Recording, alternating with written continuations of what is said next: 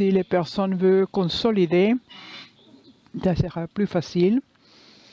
Pour les conférencistes aussi, pour les microphones, ça va être plus facile.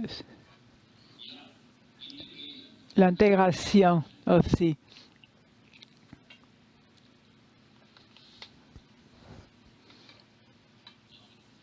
Pour assurer que vous êtes dans la salle correcte, cette session est sur l'intégration des services pour nous avons deux exemples très pratiques. Un de Madagascar, Sénégal, et nous avons deux personnes ici. Benari, qui est un scientiste à Johns Hopkins Santé, et elle a à peu près 3 décades d'expérience comme physicienne, et elle a une personne dans les terrains. Elle est très connue. Elle est la directrice d'immunisation pour un projet global des États-Unis. Dr. Puerto Capolia, elle est un docteur et spécialiste de santé publique. Elle sert comme manager à le bureau Lebanese de l'immunisation. Elle a aussi dans la santé publique expertise en plusieurs domaines, en incluant l'immunisation, la santé reproductive, AIDS et les recherches. L'immunisation, elle a avec l'équité logistique et l'intégrité, c'est ses spécialités. Elle a démontré aussi connaissance avec les épidémies. Et maintenant, avec cela, vous avez la parole.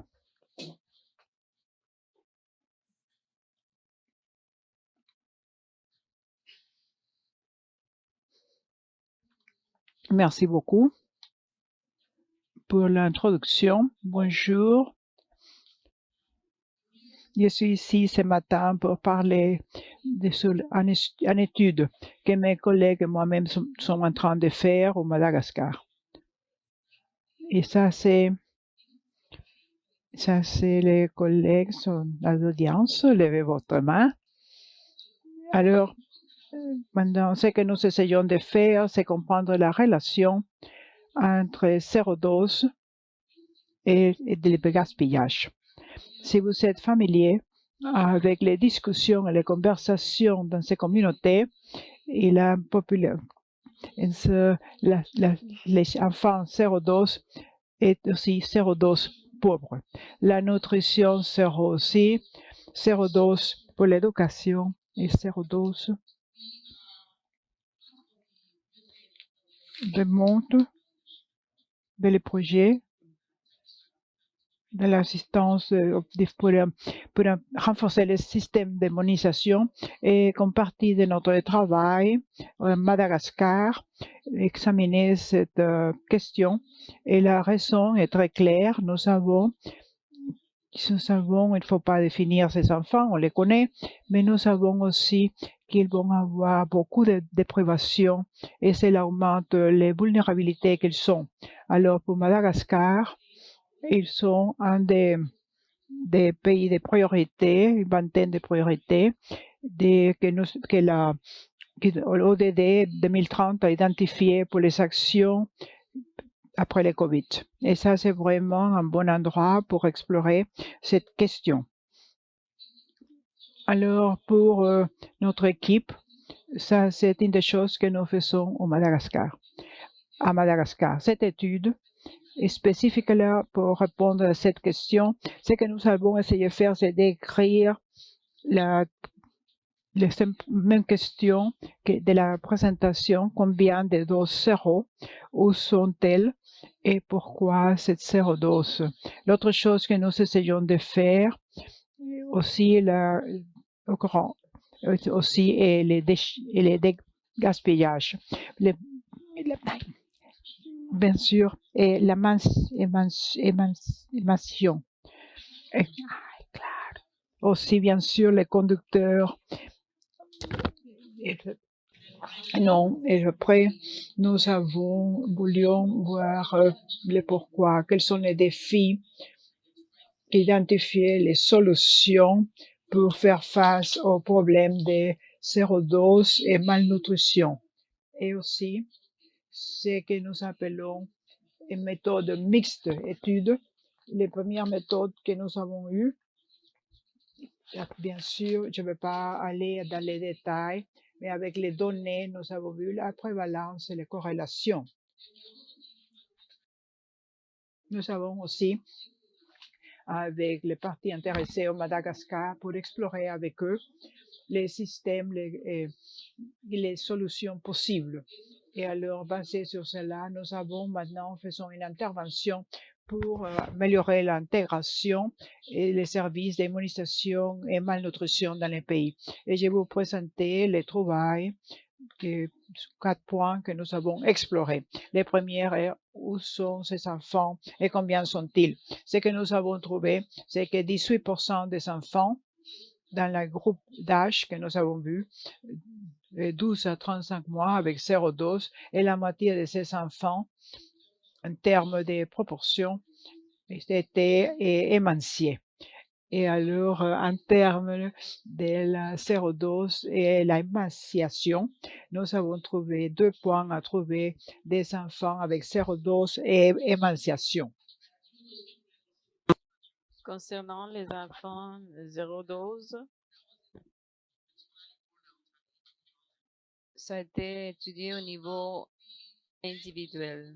Nous avons aussi considéré zéro dose et la nutrition. Quelle était la prévalence de la 0,12 concernant la nutrition? Un quart des enfants étaient 0,12 et avait aussi l'émaciation. Nous avons regardé la région pour voir où ils étaient concentrés et nous pouvons voir ici les paramètres des pays. Nous voyons que nous avons plus de prévalence de 0,12 ou conditions d'émaciation. Regardez ça. Il y a 11 régions qui ont prévalence de ces deux conditions, plus de 30%. Ça commence à vous dire où est la concentration de problème et où est-ce que nous pouvons prioriser. L'autre chose qu'on a fait, la création des typologies de ces deux résultats. Nous avons les cadrans et on a classifié les régions de hautes conditions d'émaciation, aussi les conditions de hautes conditions de zéro dose. Nous devions regarder les deux types de possibilités d'intervention et dans les deuxièmes cadrans que vous voyez, là, vous avez plus de risques de zéro dose et d'émaciation. Si vous voulez intervenir, c'est là que vous allez focaliser. Nous avons partagé ces trouvailles avec l'équipe EPI. L'autre question, c'était la relation entre zéro dose et l'émaciation. On a utilisé les indicateurs considérant les variables. Après l'analyse, regardez ici, il y a plus de facteurs associés à zéro dose qu'en relation avec l'émaciation. Les facteurs risques liés à l'éducation maternelle. Dans la dernière session, on a parlé sur l'éducation maternelle. C'est un facteur de risque pour plusieurs autres aspects. Considérant les divers types de corrélations, nous pouvons conclure que zéro dose est lié à l'accès aux services de santé. Et pour l'émaciation, c'est vraiment le facteur maternel. Nous avons aussi évalué si les, les enfants qui avaient émaciation avaient été affectés par et les enfants à dose ont moins accès aux vitamines A. C'est ça qu'on était en train de comparer.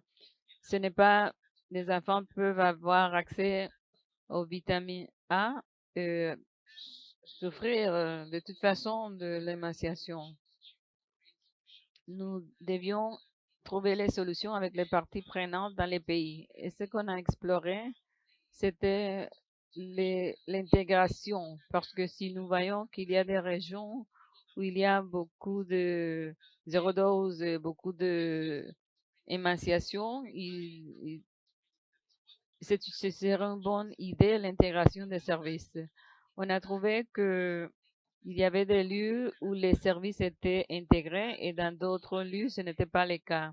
Il y avait des barrières clés liées au travail de travailleurs de santé, peut-être manque de ressources matérielles, guides. Et nous avons considéré aussi les recommandations. On a vu les catégories pour améliorer la coordination.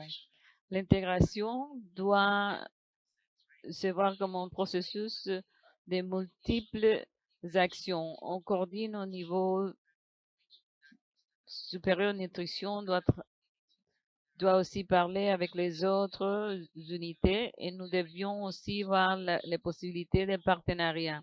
Si vous vous souvenez, dans la cartographie du pays, il y avait des lieux de haute concentration d'émaciation et de zéro dose. Il y avait zéro waste d'émaciation et zéro dose. Et il y avait des programmes de logistique et plus de soutien logistique. Une des solutions, c'était explorer l'intégration de l'immunisation, nutrition pour fournir les services à ces enfants. On avait parlé aussi du développement d'une feuille de route pour les services et nos équipes vont travailler pour ce faire et bien sûr donner les services et la création de demandes pour l'immunisation de sorte que les parents puissent savoir qu'ils vont recevoir tous les services. Je m'arrête ici en disant qu'on a vu une haute prévalence de zéro dose et la moitié de prévalence d'émaciation dans les pays et 11 sur 4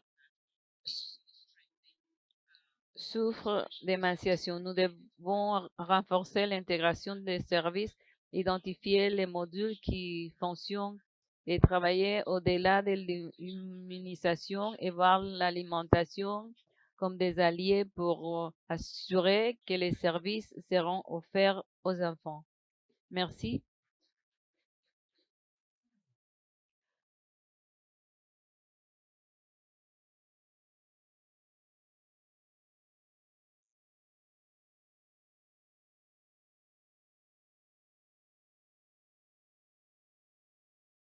Bonjour, merci d'être ici. Dans les prochaines 10 minutes, je vais vous parler sur l'immunisation comme un point d'entrée. Ça a été bien défini avec la IA 2030 et comment utiliser l'expérience d'un pays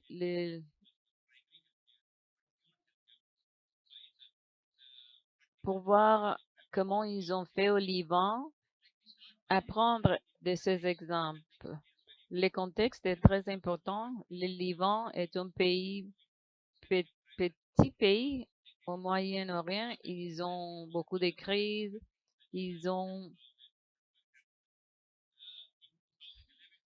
C'est un pays où il y a la crise des réfugiés.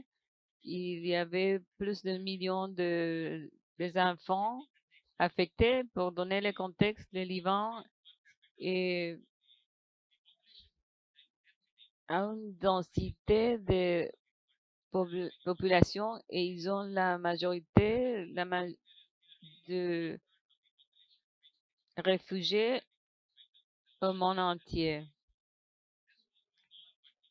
Dans l'année 2019, le pays a eu diverses crises économiques. La Banque mondiale a dit que c'était la pire depuis des années. Il y a eu les collapses de diverses conditions et les Beirut Blast, ça a été une explosion qui a tué plus de 200 000 personnes. Ce n'était pas juste une destruction des personnes, mais ça a aussi détruit l'économie. L'industrie de transport a été affectée et il y a eu une chute dans la situation économique. Il y a eu diverses difficultés au niveau des pays et au Liban, oui, vous voyez qu'ils sont dans les... On entend beaucoup parler dernièrement et il y a des réfugiés, 90% qui habitent, ils sont au-dessus de la ligne de pauvreté.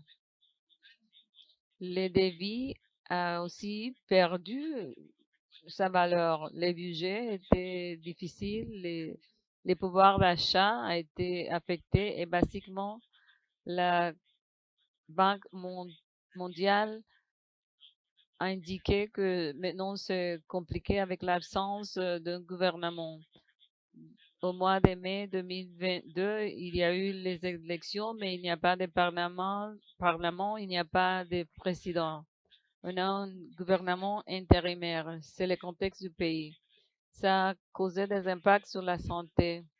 Le Liban était le hub de services médicaux, mais après la crise économique, 40% des docteurs et 30% des infirmières sont partis du pays. Ils étaient bien qualifiés.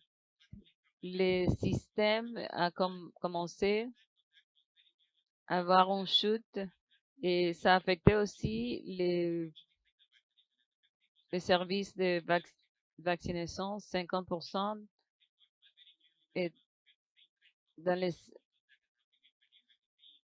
les secteurs publics et 40% dans les secteurs privés. La situation, c'est que il y a beaucoup d'enfants qui n'ont même pas reçu les vaccins pour la rougeole. On a eu aussi la choléra après 3 décennies et maintenant la choléra a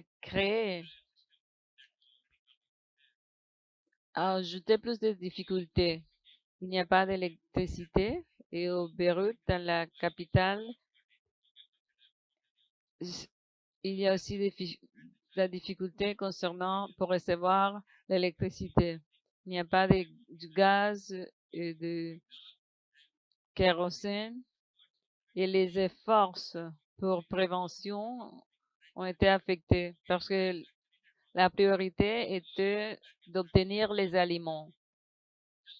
Et pour vous donner la perspective, 1 sur 3 et 1 sur 10 sont 0,12 et la couverture a été affectée. Quelle est la stratégie? L'UNICEF travaille avec les autres partenaires pour trouver une stratégie pour focaliser sur 2 interventions. Pour les interventions pour la portée et aussi pour renforcer les systèmes de santé, pour renforcer les capacités des nouvelles infirmières qui avaient très peu d'expérience. La formation était importante. 12e, la solarisation. Tout au Liban, on travaille maintenant avec l'énergie solaire. On a offert des vaccins à 800 divers point. Maintenant, la plupart de la population travaille avec l'énergie solaire. Ils étaient des activités au niveau des installations. Au niveau communautaire, on a pu voir une histoire qui est déjà connue. Quand vous travaillez avec les installations de santé, vous allez dans la communauté. Comme point d'entrée qui a été différent concernant les vaccins. On a pu mettre ensemble tous les éléments. On a vu les cibles de vaccination pour les enfants. Qu'est-ce qu'on a fait? On a commencé à voir les enfants, quand les enfants et les parents allaient chercher le service de vaccin. On a vu aussi que ces enfants devaient recevoir les autres services. On a dû dire, bon, si l'enfant vient pour recevoir son vaccin, est-ce que nous pouvons l'aider avec les autres services? Les enfants qui étaient là, ils étaient identifiés comme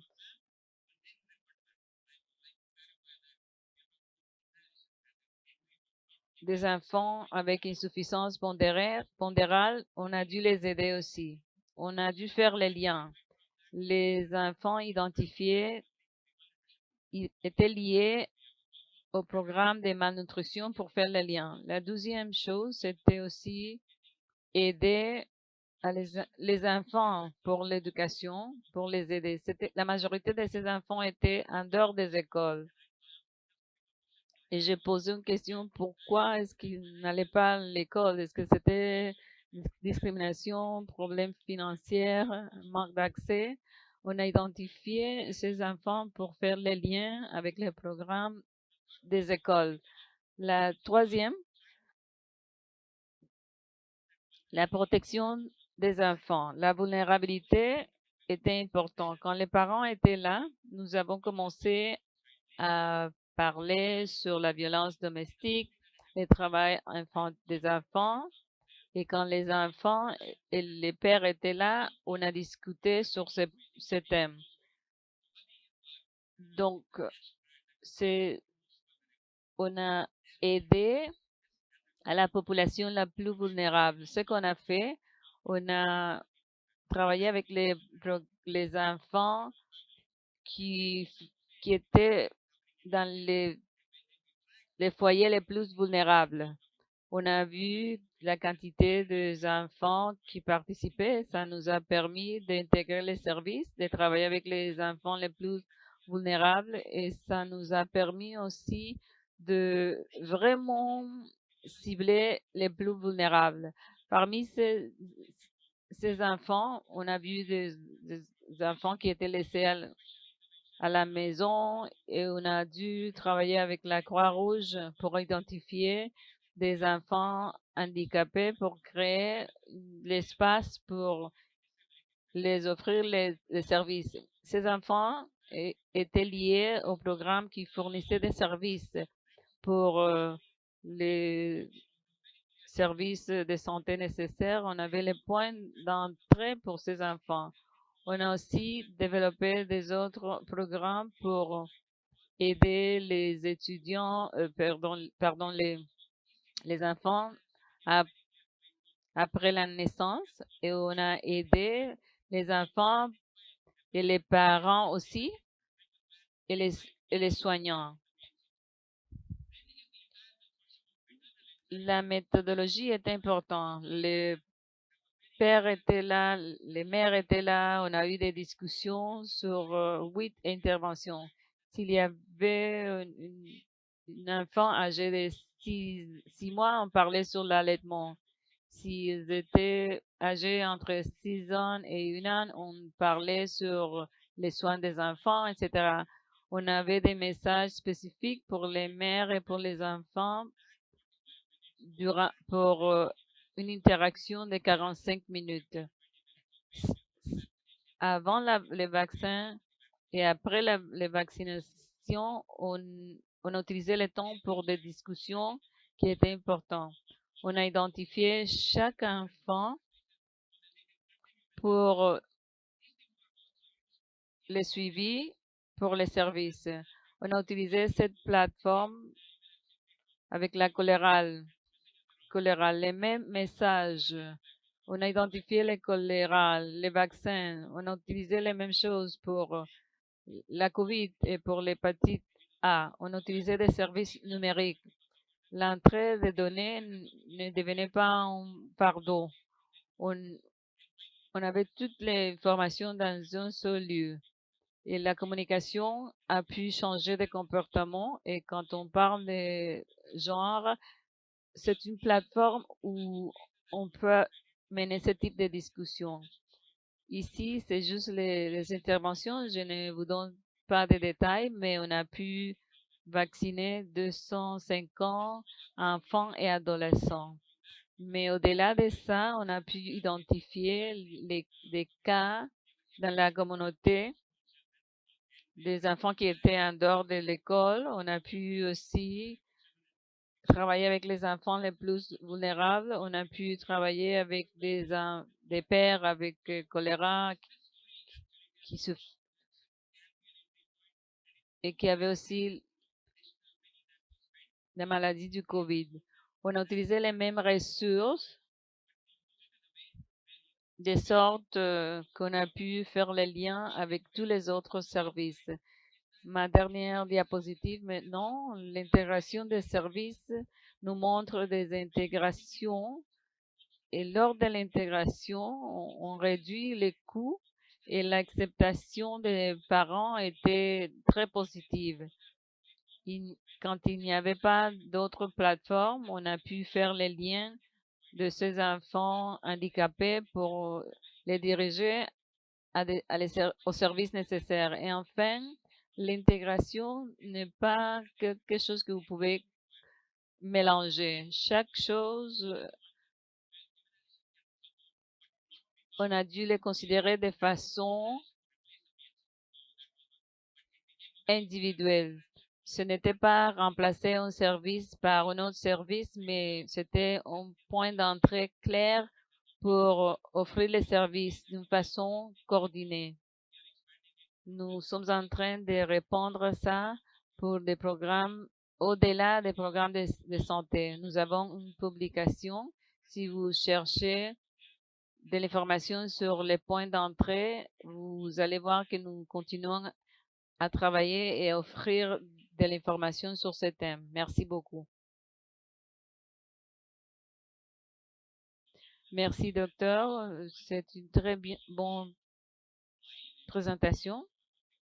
Pourquoi intégrer et les profils des enfants et la corrélation, le manque d'accès. Et dans l'exemple au Libanon, on a vu des expériences très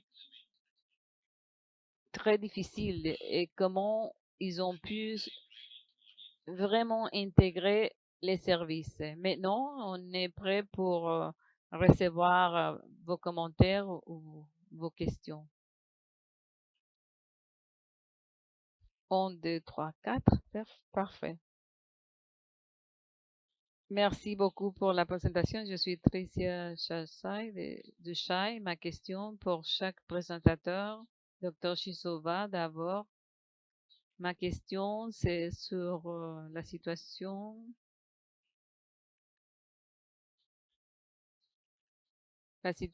des enfants 0-12 et les enfants avec émanciation, l'intégration pour cette population. Je suis d'accord avec la focalisation où les services sont nécessaires. Mais j'aimerais savoir s'il y a les liens entre l'immunisation et l'émanciation à Madagascar. Docteur Kakakura, merci aussi. J'aimerais savoir comment vous utilisez l'approche d'intervention au Liban. Docteur Kapuria, oui, j'ai vu qu'il y a beaucoup de services. J'aimerais savoir s'il y a des stratégies pour les travailleurs de santé. Merci.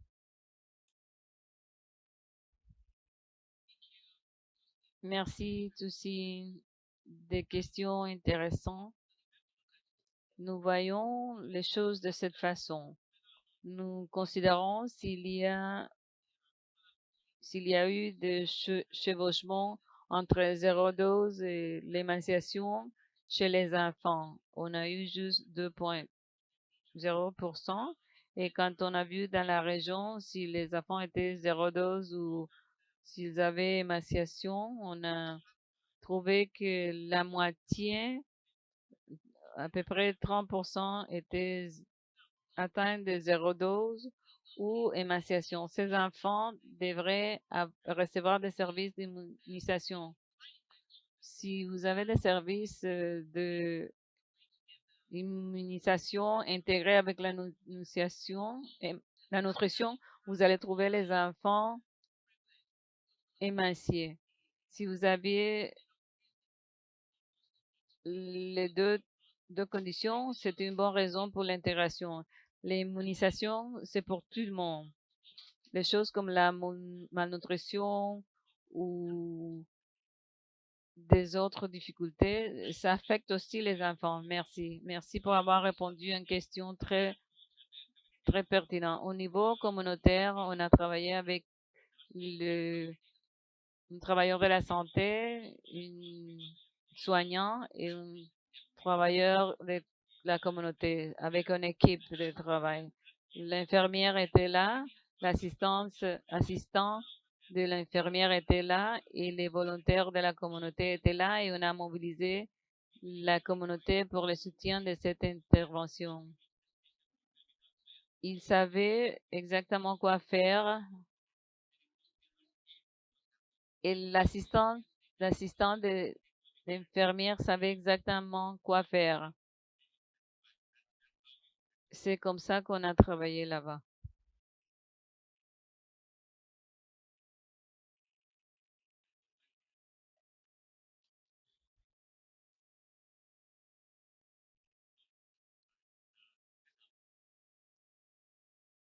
Merci beaucoup pour les deux, excellentes présentations. Ma question pour Dr. Caporia. Avec les modèles, avec les liens entre dans la communauté, j'aimerais savoir comment vous avez pu coordonner avec les autres services. Est-ce qu'il y avait des accords préexistants? Est-ce qu'il y avait des négociations pour qu'ils puissent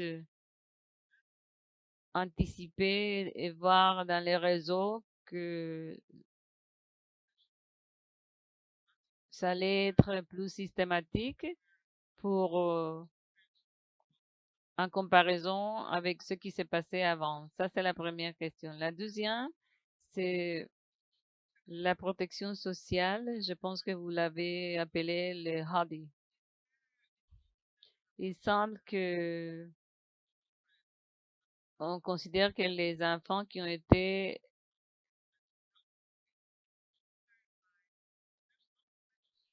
identifiés étaient à quelque part. Est-ce qu'il y a un registre qui a identifié les plus vulnérables dans les communautés et comment les données ont été obtenues, comment votre programme l'évalue? Si ce n'est pas le cas, comment ces enfants et la communauté sont identifiés? Mon nom est Flaké Olenka. Je travaille avec USAID Washington, D.C. Merci. Merci beaucoup. Je vais commencer à répondre à la première question, coordination et intégration. Comme j'ai dit, ce n'était pas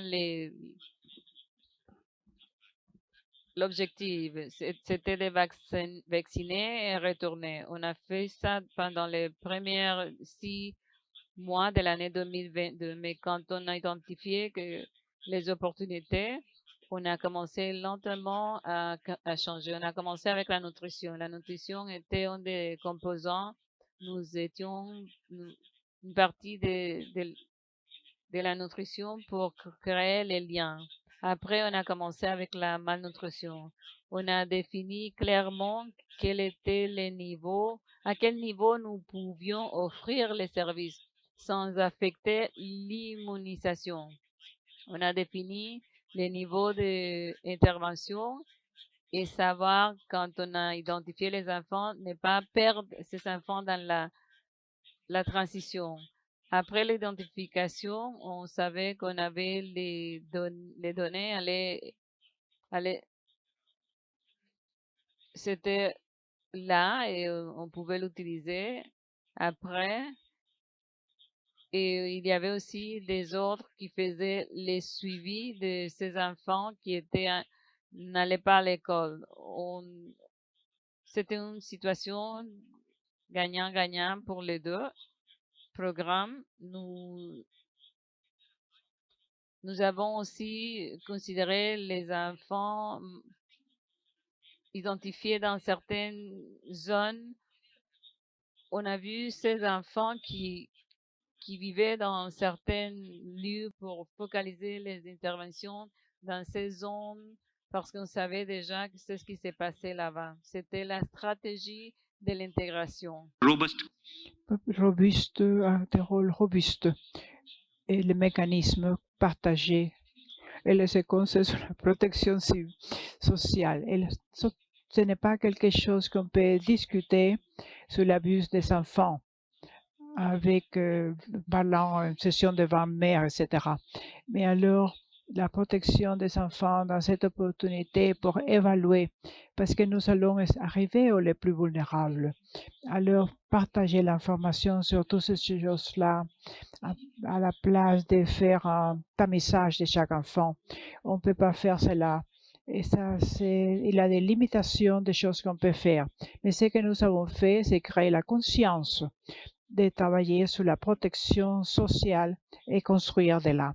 On peut améliorer les rapports et aussi les abus. Et c'est quelque chose qui arrive. Alors, ce n'est pas d'enfant, mais ce genre d'intervention, c'était plutôt conscience sur ces affaires sociales. J'espère que j'étais clair. Une question? Deux questions. Et une question, s'il vous plaît, parce que la prochaine session arrive bientôt. Numéro 2, spécialiste pour UNICEF. Quelques-unes de mes questions ont déjà été demandées par la dame et je voudrais seulement faire une question. Quels sont les autres guides de l'indication des conducteurs à comprendre les contextes des autres pays? Et dans cette situation, comme il y a des services, vous devez assurer aussi les marchandises, les approvisionnements. Alors, comment avez-vous organisé cela? Et aussi les marchandises, l'approvisionnement, comment arrive-t-elle là-bas?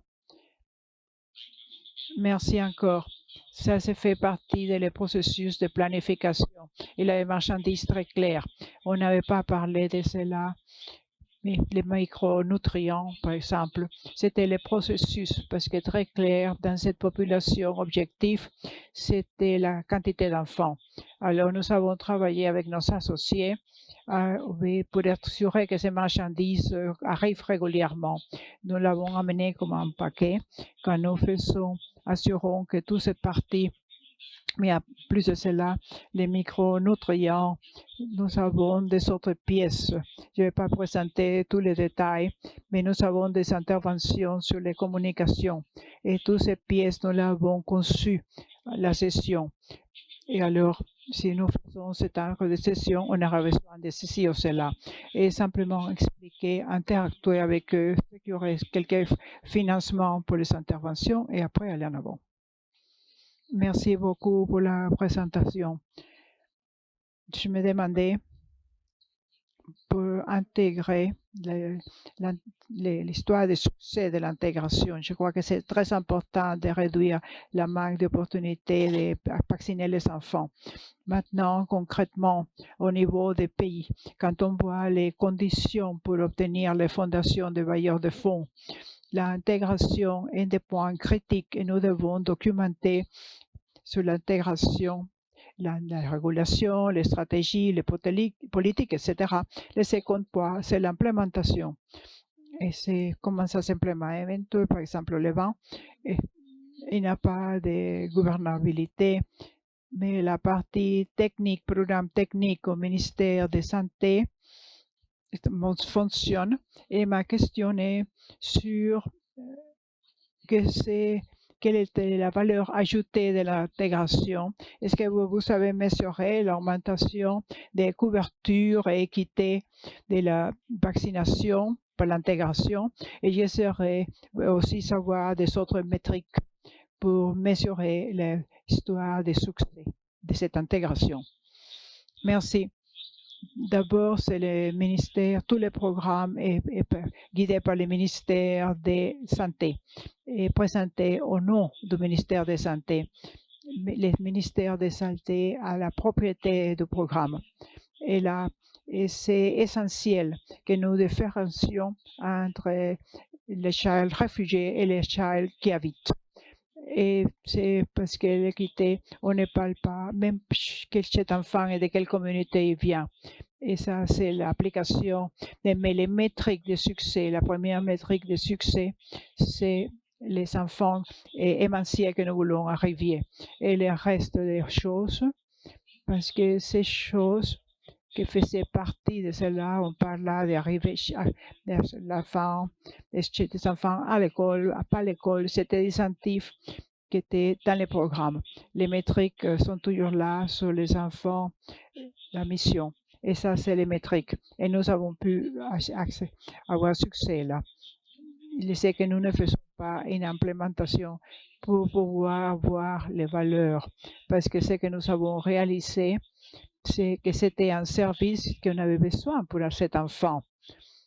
Et alors, c'était un enfant qui venait pour la vaccination, on avait besoin, par exemple, d'un chaise roulant. Et c'était avec 4 autres enfants qui étaient aussi des handicaps. Et c'était faisait partie. Et vous voyez ce que ces services, c'est pas seulement ces succès, ces métriques sont importants. Et nous documentons cela comme partie de ces programmes.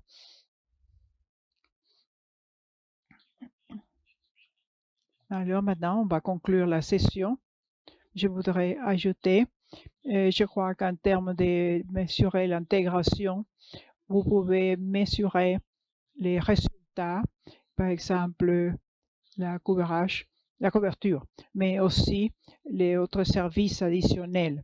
Dans ces cas, des choses comme si les plus ou moins d'enfants sont référés maintenant à leur service de protection de l'enfant ou des autres affiliés intégrés dans les programmes.